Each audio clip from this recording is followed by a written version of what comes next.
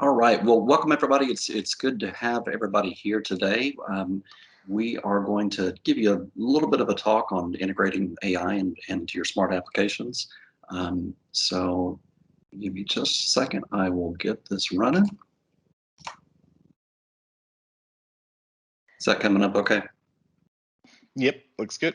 Fantastic. All right. Well, hi. My name is Michael West. I'm an application developer with Catapult.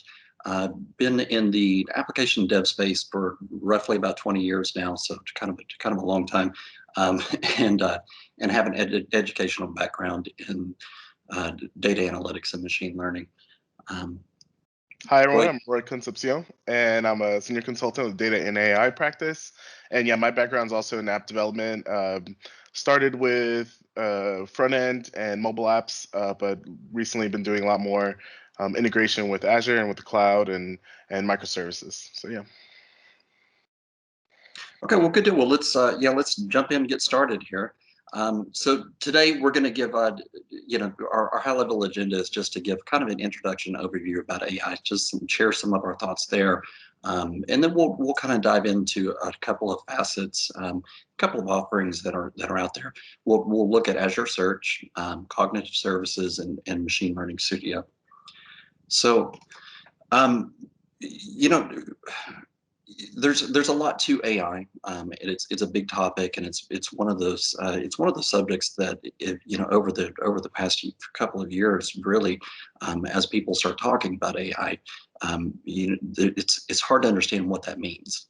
So that's a big, large canopy of ideas, and so there's a lot of there's some misconceptions. There's but there's also just, people know a small area or know one facet of it. So we're just going to kind of give a real brief overview of some of the tools that are within under that umbrella. So when we're talking about AI, you can kind of carve it up into different areas. And so, one of the areas is going to be machine perception, and what that is just it's having machines, it's having computers emulate how we sense things. So whether that sense is actual touch, or whether it's listening, being able to listen to audio files and convert those audio files, doing computer vision, where we're teaching computers how to actually look at an object, be able to understand what that object is, where it's traveling, the motion that's happening in an image, all of these different type of areas.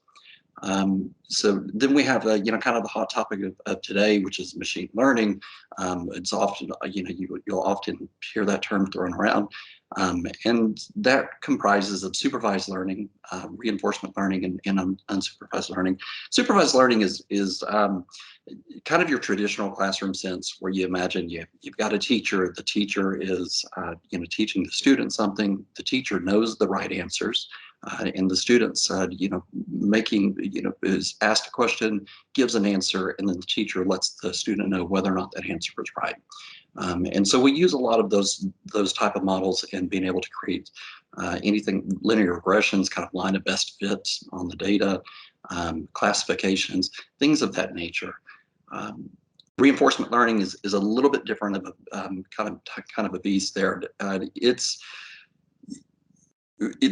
you want to be able to have a computer. The computers, you're not actually teaching it directly, but you're setting up a reward system. So the computer is programmed so that it values rewards, and so it wants to get as many rewards as it can, kind of over an event horizon. And so, what if you can imagine your robotic vacuum cleaner at your house, and it's traveling around your floors? It'll get a reward for picking up a little piece of dirt. And so the more times that it gets that, it likes to pick up dirt, it gets a reward. Then it'll probably get some large reward for being able to come back to the base and be able to charge back up. Unsupervised learning is looking at data, and letting the computer run wild with it, right? So, but it's looking at the relationships in data, looking at being able to cluster data, understand some of the patterns within that. natural language and speech processing that's taking text and speech, doing sentiment analysis, things of that nature. Knowledge representation. That's kind of the old, the inception of AI was knowledge-based systems, and those are rule-based systems to where we have some ontology, some logic that we're trying to figure out. Kind of an early one was SOAR, where we have a set of, we have knowledge that we're able to build off of and to have the computer make decisions for us.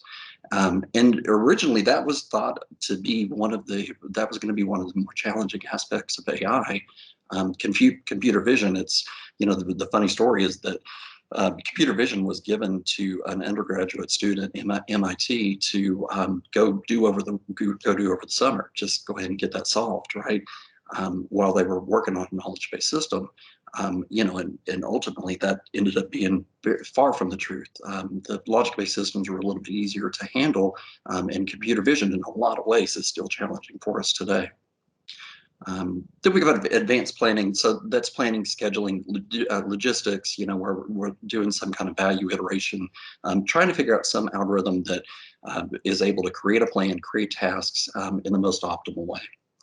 And then we have in robotics, and those robotics can be both physical, but they can be software as well. So we can have software assistants that are helping us out with our tasks. We can also have physical robots. One of the projects that I'm working on is we're creating a robot to go farm trees. So we're actually creating a physical device that moves in between the trees, and the robot has an arm, that's going to reach up and grasp fruit.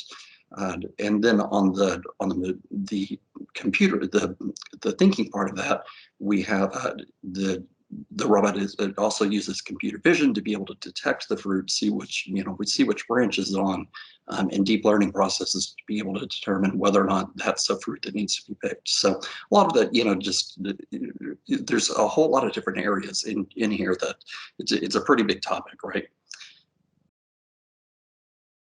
Sorry, got a little ahead of myself there. When we're talking about technology in general, though, there's just in the scope of humanity, there's been a couple of really big inventions that have come around, and sometimes it's difficult to start using those right off the bat. And an example of this is during the Industrial Revolution, we had steam engines that were powering factories, and electricity came around, and it was a much more efficient mechanism to be able to power things. So originally, what they did was, and the way that manufacturing factories worked with steam engines, you had one centralized place where you're feeding in coal. That coal is powering the whole factory. So you had one main shaft that was delivering power to a bunch of different machines that are all over the factory. And so ultimately, if you're going to run one machine, you really had to power up the whole factory. So there's not the most efficient way of doing it. To switch over to electricity, what they originally did was they just pulled out the coal burning furnace and replaced it with an electric machine. They didn't actually find any efficiency gains off of that, just because how it was structured. So we had to go in and re-architect the way that we did things. With electricity, we're able to take lines and bring them directly to workstations. And those workstations then, had little smaller machines on it. They could power up and do their work. It was a whole lot less power that was being used, so we were able to do it more efficiently. And we saw that also in the computer age in the 70s and 80s. Computers were coming around. They were becoming more and more ubiquitous across, everybody started having computers. Sudloy kind of famously quipped that you see the computer age everywhere but the productivity statistics, right? And so we had to learn how to use the technology and how to bring it into the fold. You can't imagine an office nowadays that works without a computer or without using spreadsheets, something of that nature. So that was a challenge that we ultimately kind of faced and started figuring out in the 90s. But we have a similar situation with AI too. And there's been a couple of AI winters that have occurred where we had the big promise of AI, it was coming out, but then it was harder to realize. And so one of the cool things, we need technology to be effective. It needs to be able to work and do the job, but we also need it to be accessible. And so one of the cool things that Microsoft is providing us here is kind of a suite of intelligent services that we can hook into and start using within our applications. So just to give kind of an example technique of what an example technique of AI and how computers might be able to look at a problem, and we won't go too deep here. It's just a kind of fun little problem. But when a computer looks at a problem, he's going to be working off of data. And in this sample, we see that we've got two different clusters of data. We've got red dots and blue dots, and they're on different sides of the screen. It's pretty easy for us as people to come in here and look at those and be able to tell that there's probably two things there. And we could remove the colors and it would still just be dots, and we'd be able to see that there's two different objects. And this is pretty easy for a machine to be able to do too. So with the machine, he wants to be able to come in and draw a line that's going to separate these two things in kind of the most robust way to make sure that future growth is still categorized correctly. And so we call that linearly separable. So we can draw a line through it. But there's some data that doesn't present itself that way, so it's a little bit more challenging. Here's an example where we've got a cluster of data, but then we've got a ring around it. And in this problem, we don't have a way to come in and just simply draw a line through it. So anywhere that we decided to draw a line, we would have a significant amount of blue dots on both sides of that line. So it really wouldn't classify that very well. So that's kind of a challenging problem, and to be able to figure this out, some really smart people sat around and they tried to figure out a mathematical way of being able to come up and solve this problem. And ultimately, what they did was they added a dimension to it. And here's a little bit of math. I mean, this is kind of forgettable, right? We won't go through that, but really, what they did was they took. They took some factor and they multiplied each one of the data points by that factor. And so they were able to introduce a dimension without changing the nature of the problem. And so kind of what I mean by that is if you imagine an algebra problem, you balance the left side with the right side, you can scale both of those up in different ways. But as long as it's the same factor, the relationship between that problem stays the same. And that's what they do here. And by doing that, it raises up the red cluster, right? We can now draw a line through it. It's back to being a linearly separable problem, and it's one that could be solved now. So this is all kind of cool stuff, and I just wanted to throw that out there just to give an example of what a technique in AI is. This is an older technique, so it's SVM that's used to classify things, but that's not the type of problem that application developers are really going to be working with, right? So we're not in that space. It's not the type of problems that we like to solve or have access to solve. So we want to be able to use some of these things that are out here, and build off of research like this. But we want to be able to use that within our own apps, right? And so, so there's some tools that Microsoft has been able to give to us. One of them is Azure Search, and we'll go into some of the others here in a second. So Azure Search is, if you think about nowadays, all kinds of applications have search boxes, and we see search all over the place. We've grown very accustomed to having search. So it's just one of the common things that we do. Building a search feature is, we can do it. It's not the hardest thing in the world to be able to go create a search feature that reads the text or reads full text, searches a database, something like that. But that's kind of the simpler case. The simpler scenario where we have, a limited amount of searching that we're doing.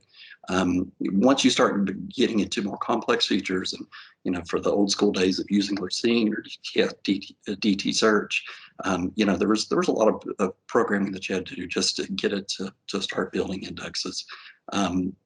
So to build a really full featured search is quite a challenging task. And so what Azure Search does is it brings us a lot of that goodness in here, and brings a lot of this kind of rich features into our application that we can consume these without having to worry about all the details underneath. So Azure Search takes a lot of different data sources, and that's whether that be SQL or Mongo, blob storage. There's a wide variety of data sources that it can pull from. And it pulls from that data, and it can take just regular text. It can take database records. It can, if let's say we're pulling from blob storage and it has different documents in there, it can pull Word docs and PDFs and JSON text, PowerPoint, a wide array of document types. And the first step that it does is something called document cracking. And in document cracking, it's just looking. Each one of those files has a different format, and so they understand how to go in, reach into that document, pull out the text, and then start being able to use that for further the pipeline for processing. So once it's actually extracted the text out of these documents, then you can start applying different skills, cognitive skills to it. You can determine what you want to do with it. One of the things that you're able to do is, we can extract names, and kind of names of entities, right? So if we were to index this PowerPoint right here, you'd have a lot of different text that was in this document. One of the things that you would find is that there'd be the words Roy and Michael in it. And so it would be able to look at those words and say, hey, these are kind of special. And these words mean something. They're names of people, right? So we can extract names, we can extract location names, organizational names, different things like that. Key phrases, we can translate the text. If the text came in one language, it can be translated to another before the index is built. Facets, we can have kind of a hierarchical filters on our data. So there's a lot of kind of rich features there. One of the cool things too is OCR. So if you imagine you've got a PDF, and that PDF has some images in it, and those images have some text written on the image, it'll apply OCR to be able to read that text and make that accessible too, which is kind of cool. Just to be able to click a checkbox is really all you have to do, and then now all of a sudden it's reading images. So once it starts applying those skill sets, it'll build an index for us, and you can build that index various different ways. You can set a schedule to be able to go out and build once a day or once a week or whatever suits your business need. On one of the projects that we had, we utilized this by our business rule is that anytime that we updated a record in the database, we needed to have our index updated as well. So if a record was saved, the index was updated. If it was deleted, then we also needed the index built at that time. So when we did that, we would send, we'd save the data, then would trigger an Azure function, which saving that data would trigger an Azure function.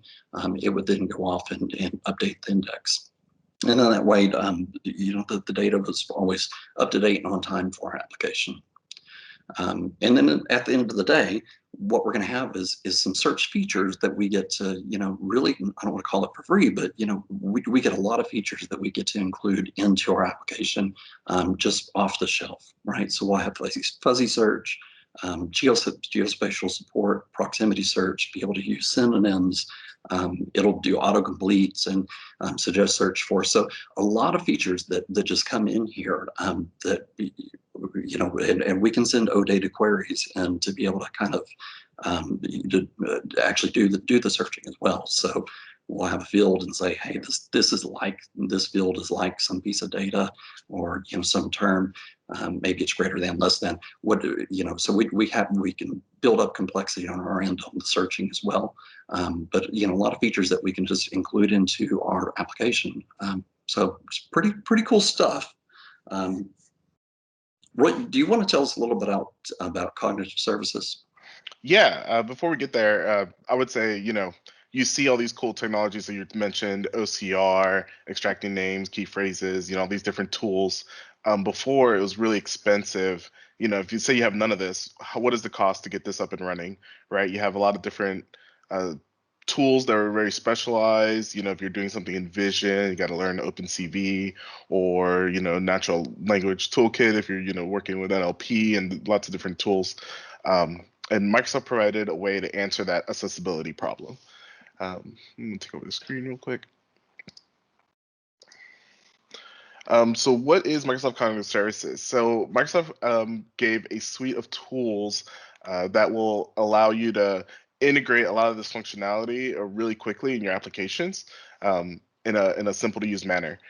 So it's a collection of pre-built AI models. You don't have to deal with the training and the retraining and all that, and learning all those different technologies that we talked about, to then use that in your app and get a lot of stuff in.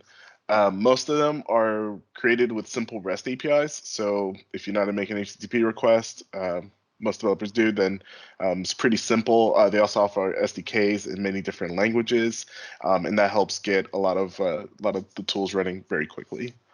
Um, so cognitive services as a whole mainly deals with those 5 branches that we had talked about earlier. If you remember that pie chart that Michael showed of all the different factions of AI, they're trying to hit as many of those as possible in a way that a lot of people can use, right? So with vision, you have computer vision, recognizing images, recognizing faces, forms, metadata in your videos.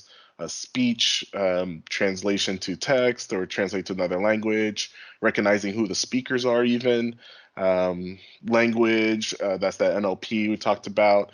Understanding what the text is saying, get some ideas on what is being said with some analytics and things. There's this whole knowledge or decision branch, which is really about that machine learning, making those decisions, figuring out um, what are you getting out of your content and how to apply that moving forward. And then search, which Michael went over. You get the search, you get the autocomplete, auto suggest, a lot of different tools. And this is just a small subset of everything that cognitive services brings. Like I said, there's over 100 different models and things, so there's a lot of tools in your toolkit. When you're creating cognitive services in Azure, it's actually really easy. All you have to do is say, give me a cognitive services, give it a name and your pricing tier, and you can start at the dev one just for testing, and you're good to go. It's really that simple. And then you get an endpoint and your token, your authentication token, and that's it. So I'm going to show off a little bit on cognitive services. Um, so here I have one example of one of the API calls that you get within cognitive services. This one is doing a text analytics. So in this example, we're showing off the opinion mining. So you have a text, say you want to see a bigger understanding of how all your reviews are going, say on Yelp or something like that. And you just want to get an idea of how are people feeling about your product, right? So in this case, it's just a simple endpoint. You pass in your token and a list of documents. So your documents can be something from a blob store or a SQL, just like Michael was talking about. It can pull from a lot of different data sources, and you can kind of get an overview of what's going on. So let's send this request and see what goes on. So in this case, we have this one document. It's a coffee review, right? Excellent espresso. Had a cappuccino and it was delicious. Currently, you can walk up in the order and et cetera, et cetera. So in the example, we get back an overall sentiment saying, okay, this is positive, right? This is a good review. Gives you a confidence score, and it breaks it down by each type. And really, what it's doing, it's actually analyzing each individual sentence in the paragraph. So in this case, each sentence would have its own confidence score, and you can review those and save that data. And you can do that over, a big chunk of say you have a blog with hundreds of reviews or hundreds of comments. You can kind of get an overall sense of what's going on and what can you improve.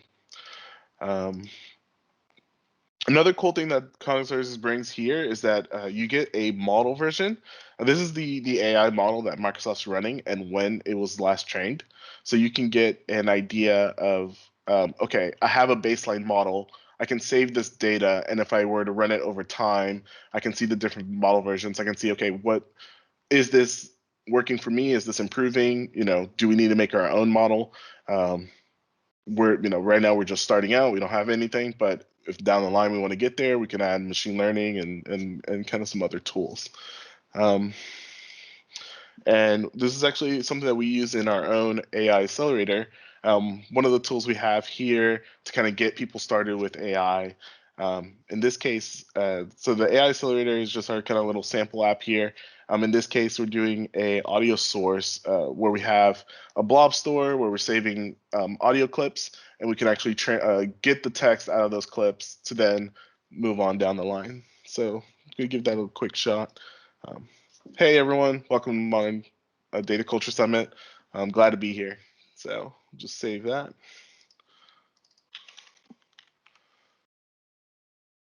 And then it will automatically show up in our blob store. And then as we're passing that in,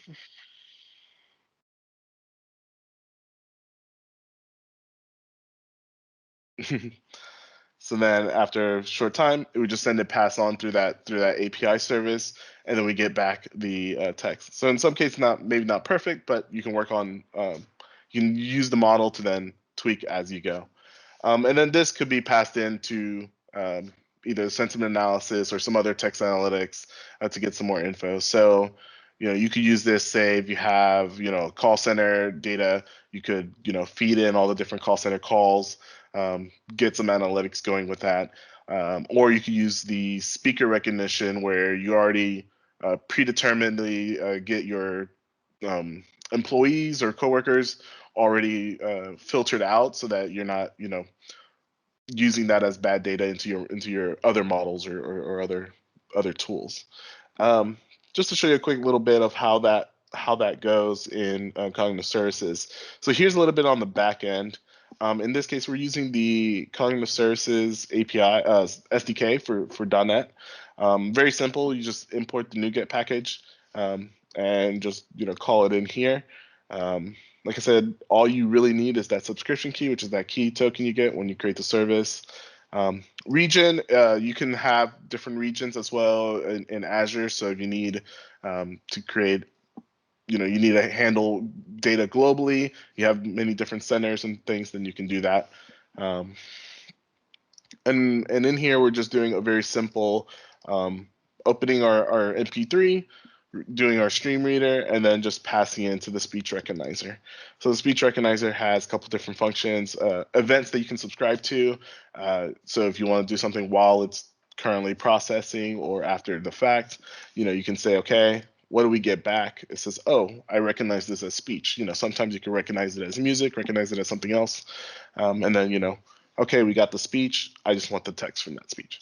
So pretty simple, pretty easy. And it's an easy way to get a lot of functionality really fast. So yeah, I'm going to hand it back to Michael. All right, good deal. Thank you.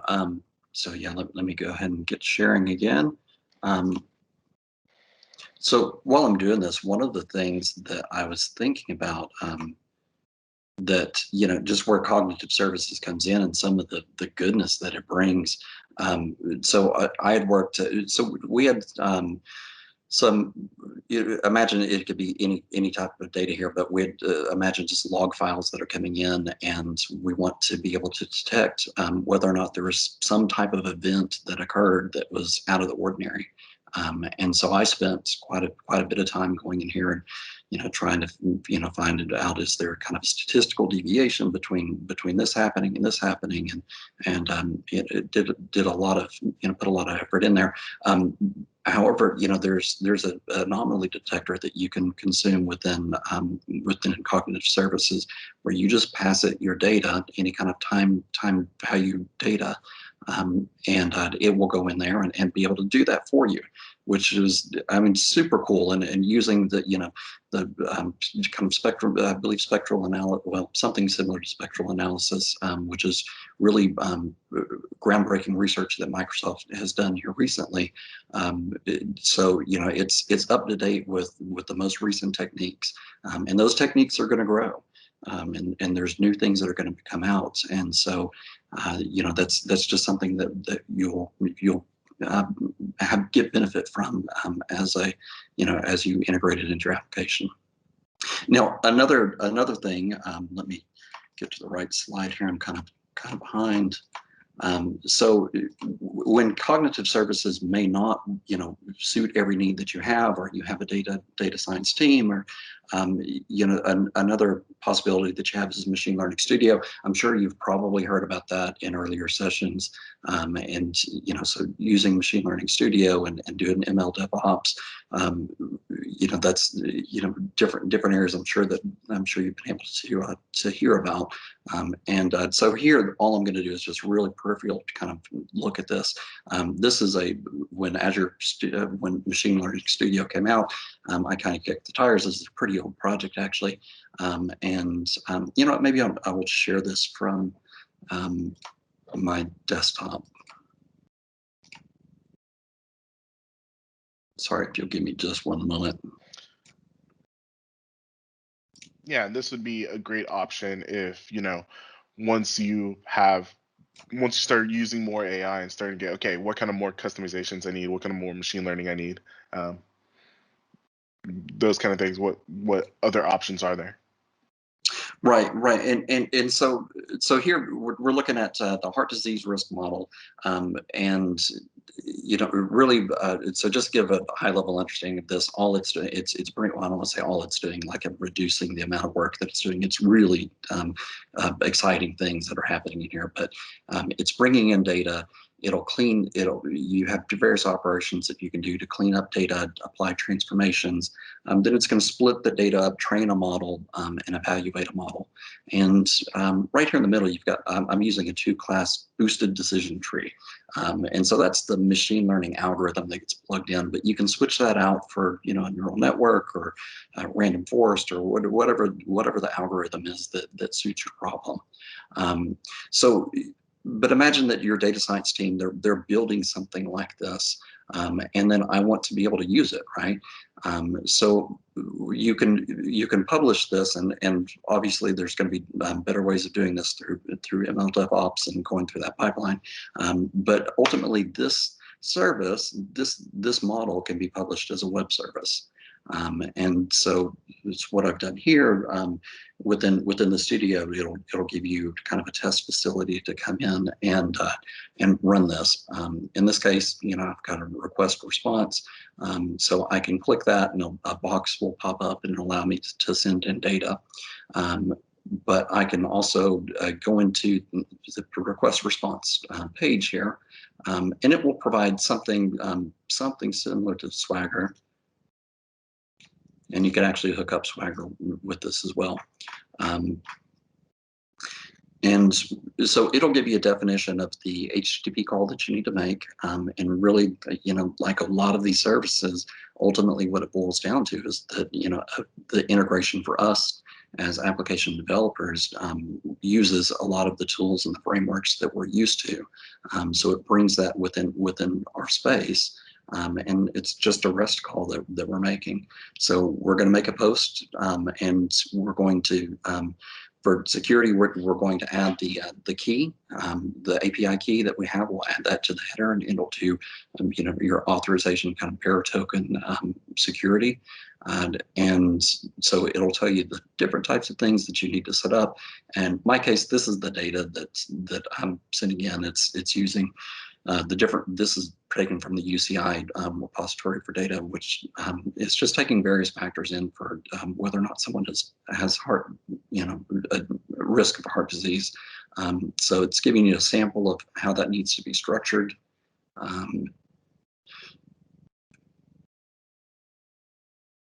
So this is still kind of sample data. It'll define your data for you to let you know what these columns are. And then down here at the bottom, it will actually give you, sample code, at least, kind of bootstrap you and get you up and running. So it's got a C# example, a Python example, and R as well.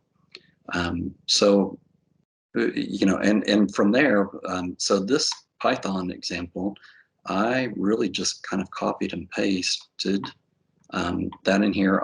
I set up my variables just to give these some type of values. So imagine that I'm incorporating this into a website someplace, and so I'm going to send in this response, and we want to be able to know whether or not a patient, maybe this is not the most realistic case, but a patient is whether or not they have these certain factors, and whether or not it's going, they present a case of being risky, having heart disease risk. So we would send this data in, make the REST call.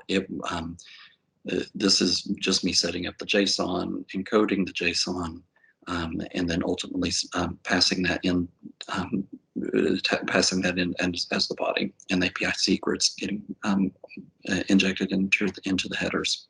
And then we do a request and response. We get that result back, and the result here for us, it'll give us a structured JSON to where we know how to go in and interrogate this data. The column names, the types, and then ultimately here are the value. It's going to send me back the values that I put in, and two of the columns that it has here is scored labels and scored probabilities. So that's what it's going to be adding for us, and it's going to, that's kind of the classification to say whether or not there is a risk here, and then a probability of it's one thing to say yes or no, but it can do a little bit better and say, no, we don't think this is a risk, and this is how positive we can say this is the confidence level of that prediction. So ultimately, all of the stuff and a lot of the different things that we incorporate, it really does boil down to its REST call. And so that's kind of facilities that we as developers, we can use that with with kind of innovative ideas on our part, entrepreneurial ideas in business, and of course the techniques and know-how of whether it's our data science team or Microsoft services that are just built right off the shelf for us. So it's a pretty cool time to be in the computer age right now. We're at the forefront of a lot of change, I believe, just because we have these services that are more and more accessible to us. So Roy, I'll go ahead and turn it back over to you here. Yeah, and one thing to add there is with the example you showed is like, oh, that's really cool. I have this model. I went from having nothing with kind of services, just starting out. I'm not doing any model training of my own or any building of my own at that point.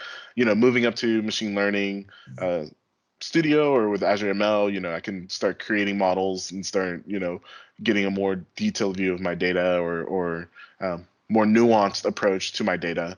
And then, you can move that even forward down the road with, Databricks, Synapse, a lot of different tools where it's like, okay, now I'm really productionalizing it to a big space, and, we can start using this in many different parts of our business. So right, I think it that's kind of really meets you cool. where you need to be, right? Exactly. So with that, I guess we'll wrap it up and take any questions if anyone has any. And I'll go back and share again.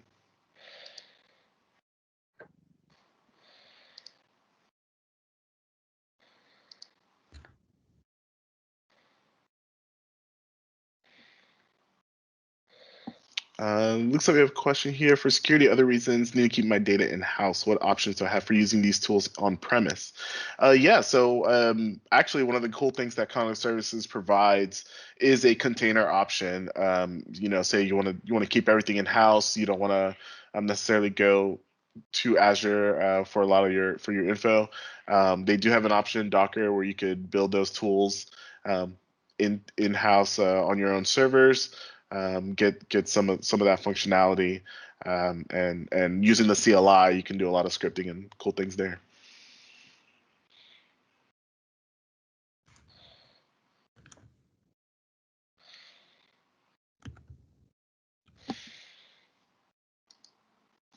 Awesome. Well, if you're having trouble with, thank you so much for joining.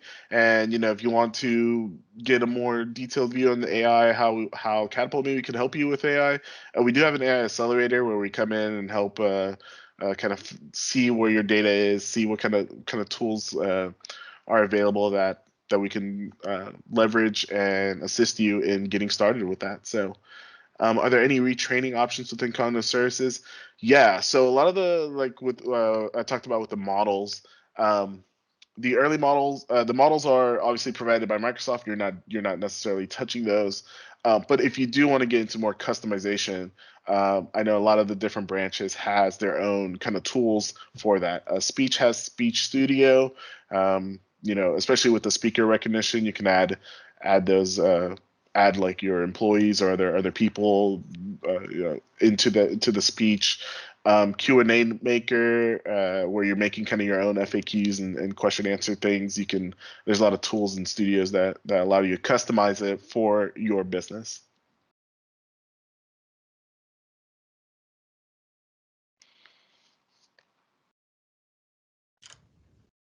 All right. Well, I think I'll hand it over to Samantha. Yeah, fantastic. Thank you for your time. Do y'all have that survey slide? It's okay if you don't. I'll have Hannah send it over. There. Yes. Here we are. Remember that we are doing I'm sure y'all have heard it a million times by now, but that $75 gift card, 2 of those Amazon gift cards are out right now. And the more surveys you take, the better chance you have at getting it. So if you have time to take the survey, it takes about a minute. It's very short. Sweet. Also, that'll conclude today's sessions for our tech track. So thanks everyone for joining our Modern Data Culture Summit. And if you have any questions, you can follow up with me. You'll probably see some emails from me in the near future with all of our recordings and all of that access. Reminder, if you did attend 5 or more of our sessions, let me know and we'll get you a badge, but we'll be on the lookout for all those people and we'll make sure to get those to you. All right. That'll be it. Have a great rest of your days. Thanks, everyone. Thank you so much.